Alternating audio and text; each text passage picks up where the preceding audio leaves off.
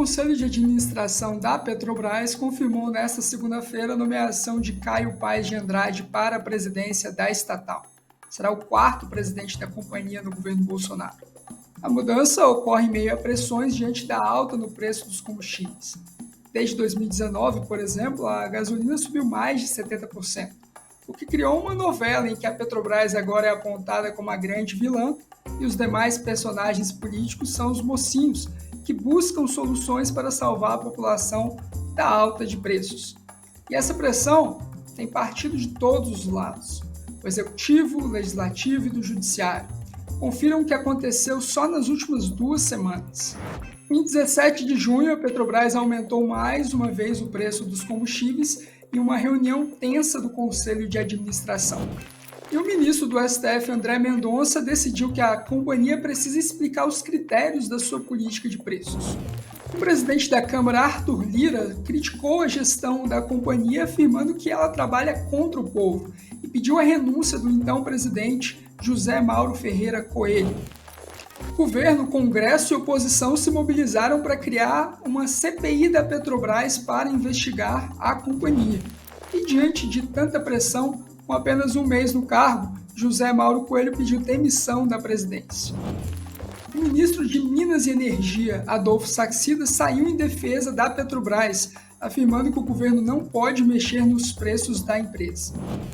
O que fez o governo estudar rever a legislação, a lei das estatais. Após o Conselho de Administração aprovar o nome de Caio Paes de Andrade como novo presidente, Bolsonaro afirmou que haverá uma nova dinâmica nos combustíveis, mas sem interferências ou mudança na lei das estatais. Enquanto se acumulam manchetes e polêmicas do mundo político e financeiro, o brasileiro se pergunta: será que nada pode ser feito para diminuir os preços dos combustíveis? Para conversar comigo sobre a guerra contra a Petrobras, Marcelo Mesquita, fundador da Leblon Equities e membro do Conselho de Administração da Petrobras, eleito pelos acionistas minoritários. Para conversar comigo sobre a guerra contra a Petrobras, Marcelo Mesquita, fundador da Leblon Equities e membro do Conselho de Administração da Petrobras, eleito pelos acionistas minoritários. Boa noite, Marcelo. Boa noite, Luan. Obrigado. Prazer estar aqui com você. Bom, você entrou no Conselho de Administração da Petrobras logo após ela passar pela maior crise da sua história. Você pode fazer um balanço do que foi esses últimos 6 anos da companhia? Foi basicamente um período em que a gestão da empresa se preocupou em reduzir a dívida, vender ativos não lucrativos, cortar custos e funcionar como uma empresa, quer dizer, criando processos de governança, de compliance, para que esses malfeitos do passado não pudessem ser repetidos no futuro.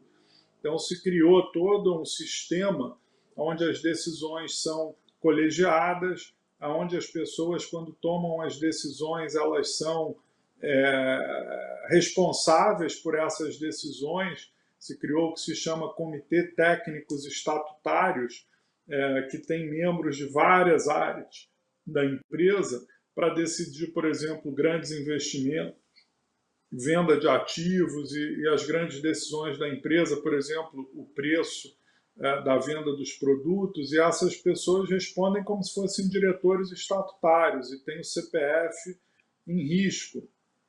Então, isso é que hoje faz com que quando qualquer pessoa, a gente também aprimorou o estatuto da empresa, quer dizer, a lei da empresa, as regras de funcionamento da empresa. Então, com isso, a empresa hoje ela é muito mais eficiente, ela tem custos mais baixos, ela fez bons investimentos nos últimos anos, no pré-sal principalmente, vendeu os campos maduros, os ativos que davam prejuízo, que não tinham a ver com o negócio de petróleo, que é onde ela tem uma vantagem competitiva, produzir petróleo no pré-sal, em águas profundas, e a lucratividade aumentou. A gente pagou mais de 100 bilhões de dólares de dívida nesses 5 anos e hoje a empresa ela é lucrativa, ela tem pouca dívida, ainda tem muito ativo para vender, que ela pode vender, mas a capacidade de investimento dela, hoje de mais ou menos 10 bilhões de dólares por ano, é saudável. Quer dizer, uma coisa possível, saudável, investimentos com retorno interessante, na faixa de 20% ao ano, ou até mais às vezes, e com isso ela vira uma empresa interessante para o acionista, tanto para o governo quanto para os minoritários, né? Agora, isso precisa ser mantido, precisa ser incentivado, precisa ser valorizado e precisa ser entendido pelas pessoas como o formato correto de funcionamento de uma estatal, né? Você estava na introdução falando, me preocupa muito essa falta, quer dizer, o sistema de preço do mercado, ele é muito interessante porque, né, quando um preço sobe de qualquer produto, ele indica que aquilo está faltando, né? E que alguém deve produzir mais porque vai ganhar dinheiro produzindo aquilo. E também indica que as pessoas devem economizar, usar menos daquilo, né? Então, a forma correta de funcionamento eficiente da economia, é lógico que é muito ruim quando o preço do combustível sobe, mas quando ele sobe, ele sinaliza de forma democrática que as pessoas têm que economizar porque está faltando e sinaliza para os produtores que eles têm que investir mais para produzir porque eles vão ganhar dinheiro. Marcelo, então, na sua opinião, fazer um bom trabalho na Petrobras e ser independente é causa para ser demitido? Infelizmente parece que foi isso, mas não dá para saber, né?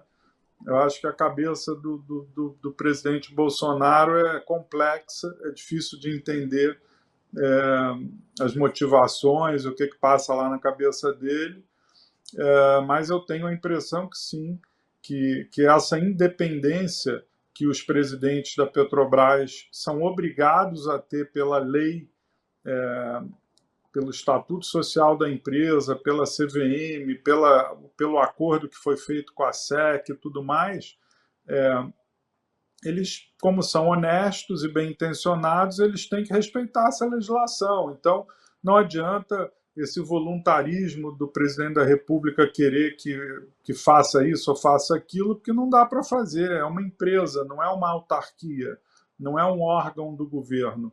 É uma empresa que tem ações em bolsa, que respeita a legislação do mercado de capitais e cujo principal objetivo é o lucro.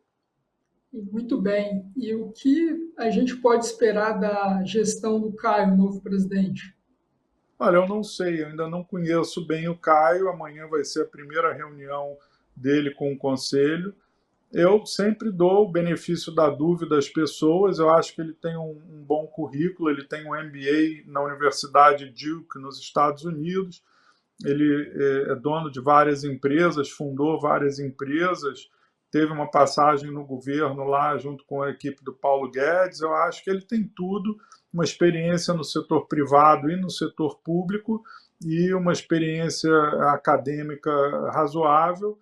Eu acho que ele tem tudo para ser um bom presidente, como os anteriores também foram, e fazer um bom trabalho.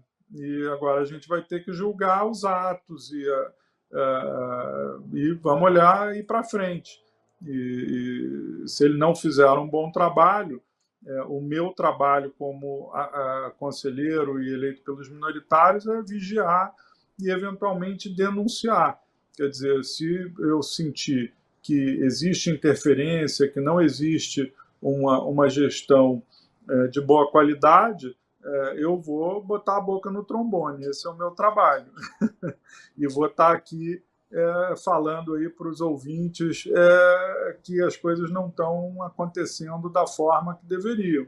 E aí a sociedade tem que botar pressão para que tudo ande na linha. Mas até hoje, a empresa tem andado na linha nesses anos todos aí. Nós tivemos nos últimos dias uma mensagem atribuída ao ex-presidente da Petrobras, Roberto Castelo Branco, de que possivelmente o presidente Bolsonaro teria cometido crimes ao tentar interferir na companhia. Você concorda com ele?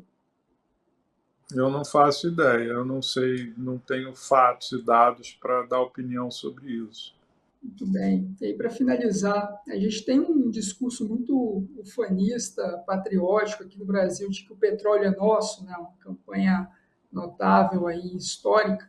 Você acha que todos esses ataques que a Petrobras tem recebido, né, com muitos políticos falando novamente esse slogan de que o petróleo é nosso, é só uma forma para os políticos voltarem a ter um cheque em branco e mandarem na companhia, mandarem, desmandarem, como fazia há poucos anos atrás? O petróleo é nosso, na minha visão, é a razão da gente ser um país pobre, né? Os países, por exemplo, como os Estados Unidos, onde o petróleo não teve uma empresa monopolista, onde você teve concorrência e empresas privadas concorrendo para tirar o petróleo do chão, você criou muito mais empresas e muito mais produção, muito mais eficiência, muito mais lucro, muito mais impostos e uma sociedade mais rica, né? Você tem lá muitas empresas listadas, grandes, médias, pequenas, offshore, onshore. Aqui no Brasil, talvez a criação da Petrobras tenha sido uma boa ideia, porque o Brasil era um país agrário, com pouca indústria, e isso é um setor que precisa de investimentos grandes, e no início o Estado criar a Petrobras para ter uma empresa grande produzindo petróleo talvez tenha sido uma boa ideia, mas ter feito elas ter um monopólio foi uma péssima ideia, porque você diminuiu a concorrência e aí com isso criou uma empresa com vícios e talvez não focada tanto na eficiência, e como ela poderia ter sido mais lucrativa, podia ter sido uma empresa de mais sucesso se ela tivesse concorrência, né?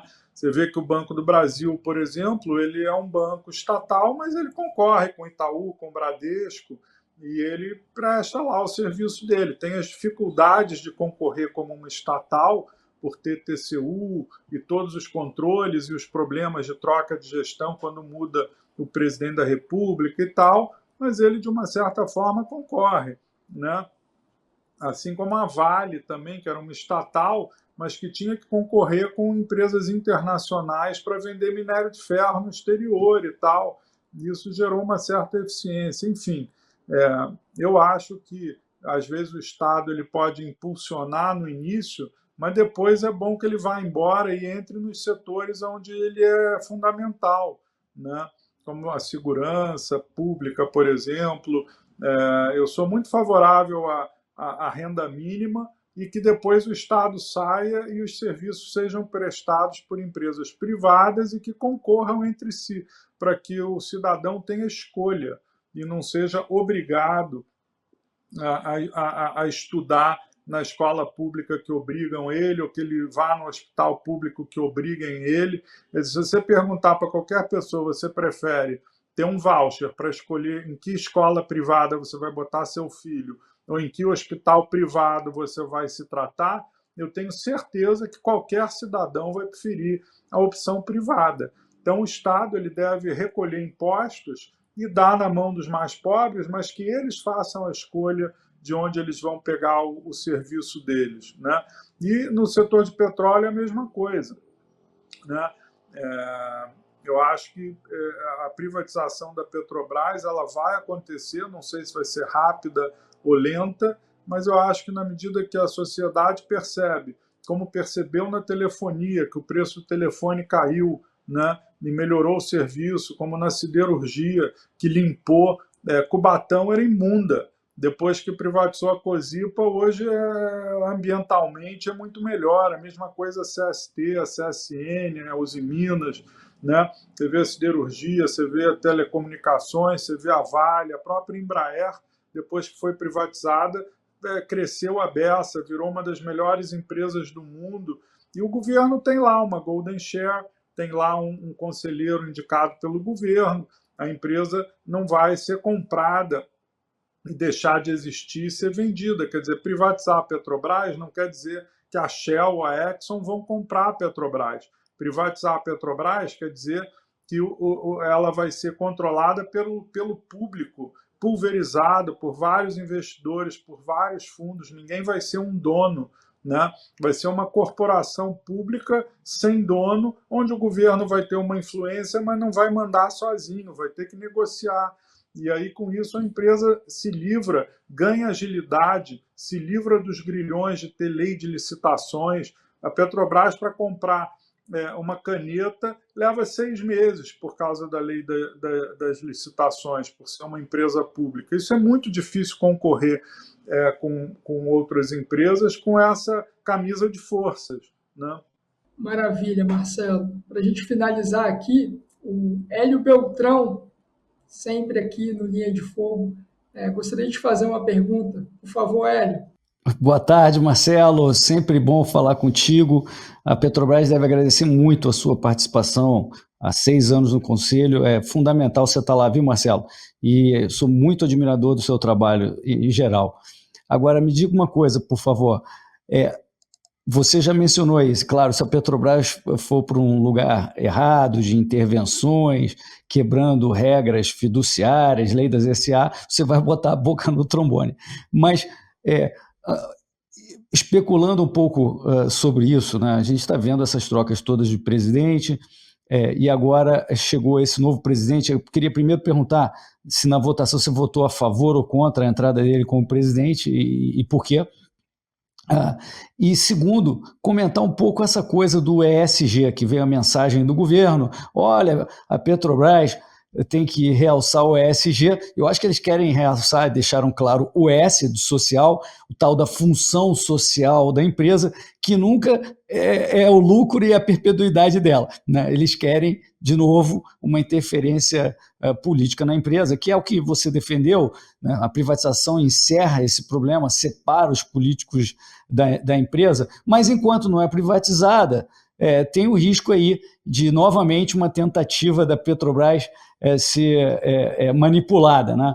Então, essa pressão que está chegando aí, você não está receoso de que venha mais uma renovada pressão para os preços serem controlados, tabelados?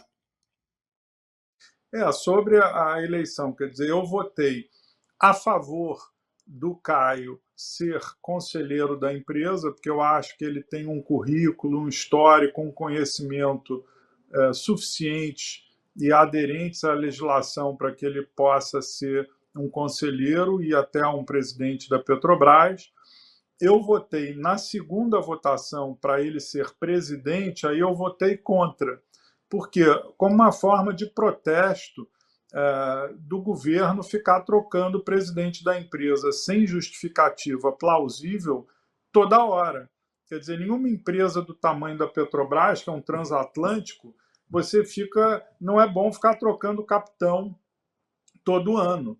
Quer dizer, porque você troca a diretoria, a pessoa que entra até conhecer onde estão todos os botões, onde estão todos os controles, todos os processos, demora. Na hora que a pessoa está aclimatada e sabendo dirigir bem o navio, vai lá e troca. Então, eu votei contra, em protesto, por uma troca excessiva de presidentes nos últimos anos. Mas eu votei a favor porque ele não tem nada contra ele, contra o currículo, contra a pessoa, muito pelo contrário, né? Então, essa foi o meu voto a favor de conselheiro, contra presidente, em protesto. Sobre a segunda questão, Hélio, eu acho que eu até me perdi um pouco na sua pergunta, mas... sobre a questão do governo, está sugerindo que a Petrobras se volte ao ESG. Uhum. Eu acho o seguinte, quer dizer, na questão do ESG, a Petrobras já investe muito na questão ambiental para ter um barril verde, que se chama hoje. A Petrobras é uma das produtoras de petróleo hoje que consegue produzir petróleo com a menor emissão possível de CO2. E tem muitos dados sobre isso no relatório de sustentabilidade da empresa, que é um dos melhores do Brasil e talvez do mundo. Eu recomendo muito que as pessoas olhem esse relatório, porque ele é muito didático na questão do ambiental. Na questão social, a Petrobras hoje já investe muito dinheiro em linha com o Itaú, com a Vale do Rio Doce, com a Embraer, com outras grandes empresas brasileiras. O que a gente fez foi um trabalho de comparação, de benchmarking, e olhou quanto que outras grandes empresas brasileiras dedicam para projetos sociais no entorno das suas operações. Quer dizer, não faz nenhum sentido você ter uma refinaria numa região pobre e não ter uma escola pública de boa qualidade para os filhos dos funcionários. Então, esse tipo de investimento social no entorno das operações da Petrobras, ele já é feito em grande monta e em linha com as empresas comparáveis. Qualquer coisa muito além disso, o Conselho não vai permitir, a CVM não vai permitir, o estatuto da empresa não permite. Quer dizer, a gente deu gás de cozinha barato, por exemplo, para comunidades carentes no entorno da operação da Petrobras. Por quê? Não só porque isso é o bem, mas tem um risco, por exemplo, quando a pessoa começa a usar, por exemplo, madeira para fazer comida, em vez de usar o botijão de gás, você pode ter incêndio numa favela em volta de uma refinaria.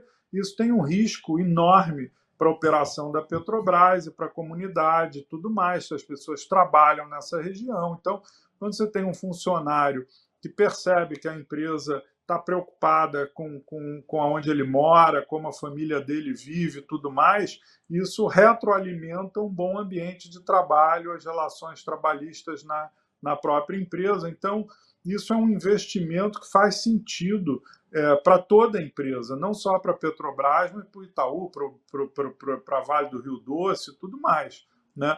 E isso é feito, de novo, olhando parâmetros comparáveis e razoáveis. Qualquer coisa que saia desse razoável não será permitido. Ou, se for permitido por um conselho mal intencionado, de novo, eu vou denunciar nos jornais, na TV, para a sociedade saber que isso está acontecendo. Hoje isso não acontece. Até hoje não aconteceu. Agradecer muito a tua participação, sempre brilhante, sempre bom te ver. Abraço para você. É um prazer estar aqui com vocês. Pois então, Hélio, você viu que para um dos conselheiros da Petrobras não tem nenhuma justificativa para ficar trocando de presidente. E o grande temor aí, né, que se voltar ao sistema anterior, em que a Petrobras era controlada por políticos, a gente vai estar entregando galinheiro para as raposas, né? Pois é, o Marcelo, você percebendo, é muito sólido, sabe exatamente o que está falando e fazendo, e votou contra a indicação, a nomeação do Caio para presidente, por protesto mesmo, sentindo que existe essa interferência do governo tentando, de alguma forma, manipular o preço, mas, ao mesmo tempo, eu senti que ele está muito tranquilo, e eu concordo com essa leitura dele, viu, Luan? Tranquilo de que não tem como sair violando todas essas regras, a regra do estatuto, a lei das estatais, a lei das SA, que exige que as pessoas defendam o melhor interesse da companhia, né? Embora tenha lá escrito um tal de função social num artigo lá que os esquerdistas gostam de usar para dizer, não, tem aqui um trocinho que deveria não defender o melhor interesse da companhia e defender uma outra coisa que é função social. O Marcelo acha que isso não vai ter problema. Eu acho que ele tem um ponto nisso, né? Eu acho que ele falou, achei curioso que ele disse que não entende a cabeça do presidente. Eu acho que a cabeça do presidente é meio clara, viu, Luan? Ele quer ganhar a eleição, pô. A questão da Petrobras é sobre a eleição, vamos deixar bem claro isso. O que o Bolsonaro quer é controlar, tabelar o preço dos derivados para ajudar ele para as eleições. É tão simples quanto isso. Então, Marcelo provavelmente sabe disso, né? E agora, ele também está seguro quanto a todo o arcabouço legal e de governança que protege contra esse tipo de interferência. E deixou claro que isso só vai se resolver na privatização. Quanto à privatização, isso não vai fazer com que o preço diminua, porque o preço dos derivados é determinado no mercado internacional. O preço aqui no Brasil, a gente é tomador de preço, né? O Brasil, a Petrobras, embora seja grande, mesmo internacionalmente, não é capaz de determinar e influenciar em grande medida os preços do petróleo internacional, porque ela, em comparação ao mercado como um todo, ela é pequena. Não é uma Saudi Aramco, por exemplo, né? Então, e nem está no OPEP. Então, a gente é tomador de preços de petróleo aqui, e a Petrobras privatizada não vai resolver. Agora vai resolver aquilo que o Marcelo falou. Uma empresa que, para comprar uma caneta, leva 6 meses, exige cumprir com a lei das licitações, uma burocracia danada, né? Então é quase um milagre que ela consiga ter lucro. E eu acho que essa visão dele aí foi bacana, interessante. O Marcelo ele estava defendendo a privatização da Petrobras. A gente tem integrantes do governo hoje que também defendem, né? O próprio Adolfo Saxida, ministro de Minas e Energia, mas parece um pouco um contrassenso, né? Porque da mesma forma que o governo fala quero privatizar a Petrobras, ele dá sinais e evidências que ele quer controlar o preço da Petrobras, né? Ou seja, estatizá-la ainda mais, né? E acho que um ponto interessante também, eu acho que é um jogo de cena aí, viu, Luan? Eu acho que é um jogo de cena aí. Eles falam que querem privatizar a Petrobras, mas não agora, então é irrelevante politicamente.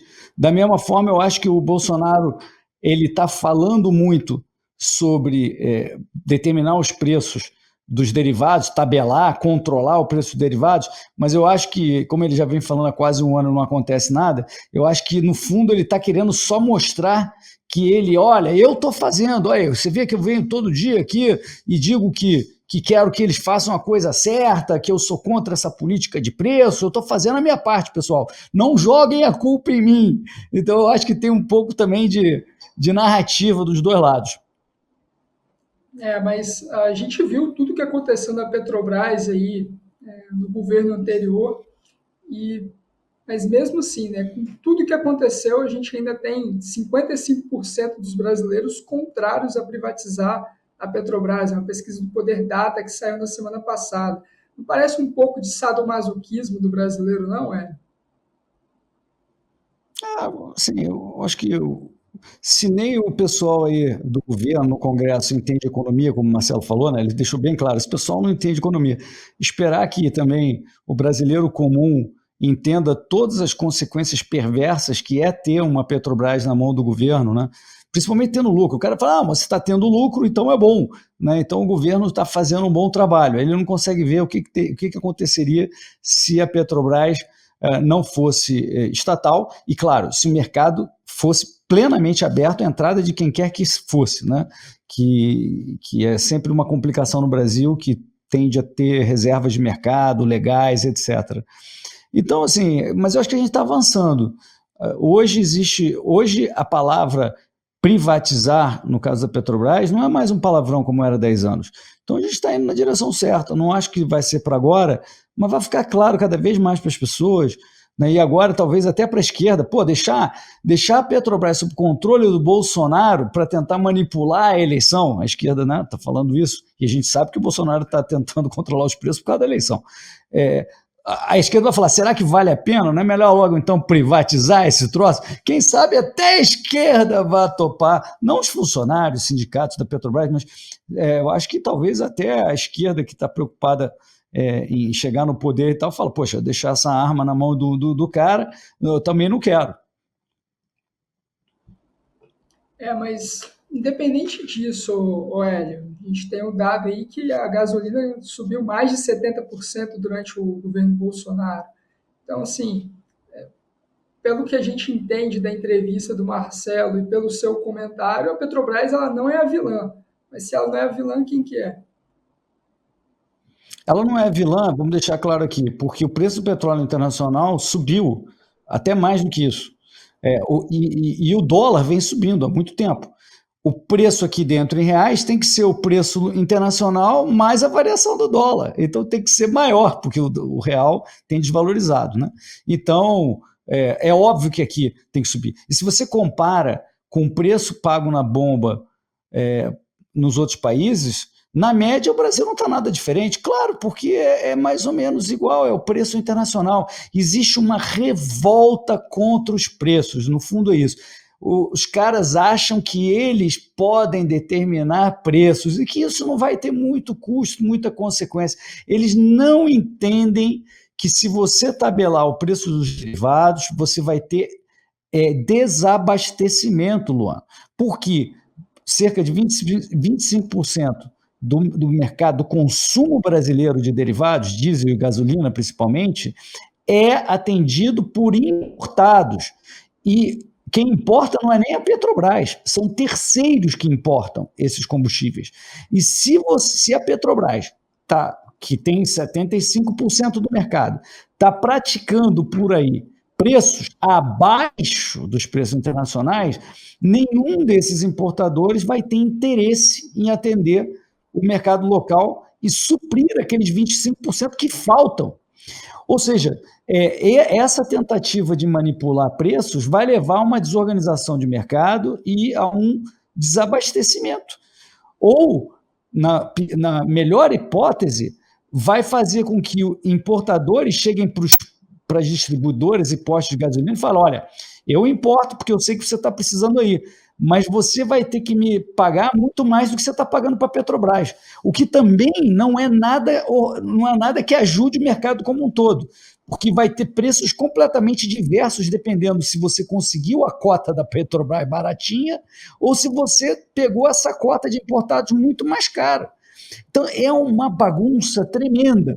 Então, a culpa não é, sem dúvida, da Petrobras, porque os preços internacionais estão mais altos e o dólar subiu. Então, por que os preços internacionais estão mais altos? Por vários motivos. Tem a guerra, teve a retomada da pandemia, mas também tem a injeção monetária do FED, que está causando inflação generalizada. Não é só o petróleo que está subindo, não. O milho, o trigo, subiu muito mais do que o petróleo.